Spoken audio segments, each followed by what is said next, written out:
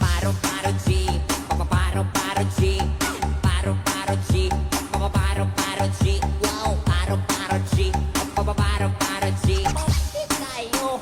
Ang kanyang boses, lakado, aakalain mong recorded kahit live na live. Kaya diri, sa baka diri, sa baka diri, sa baka diri. Siya ang singer mula sa General Santos City na si Jeffrey.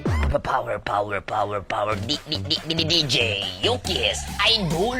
Irang patisoy ang mga tisoy na asa atubangan si BG Baktong from Jinsan. Joke lang, joke. Hindi ko siya inaaral talaga. Play lang ako ng background music. Na kung ano yung maiisip ko on the spot. Ayaw mga choy. Ang kanyang viral performance, kuha raw nung nag-gig sila kamakailan ng misis niyang si Charlotte sa Compostela, Cebu.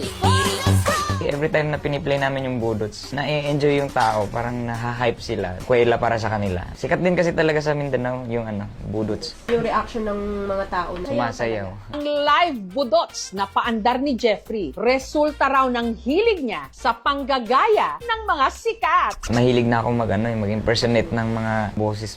Parang katuwaan lang. Ang pinakasikat dati si Babaloy. Ano? Ako? Sira ang hulo mo matapos mong gawin sangkala ng baba ko. Kaya sa mga alien. Hanggang sa nadala na nga ito ni Jeffrey sa stage, pati na sa totoong buhay. DJ, Idol, pabili ng tinapay. Ay, kanina lang. Mani, pinirito nga mani. Kung wala mo palitani, labas sa pulagi mo, turog ka mani. Tangan sa sili, lamay mani. Ako mani, kanina lang mani. Taong 2015, nung una raw nag-cruise ang landas ni na Jeffrey at Charlotte. DJ, Yukis, Idol.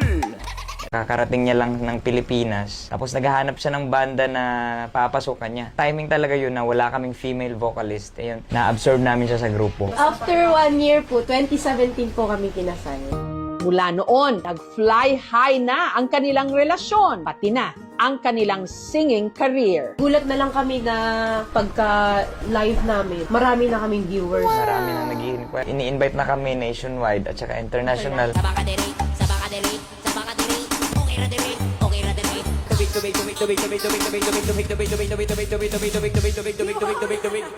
Tubig. Tubig. Tayo.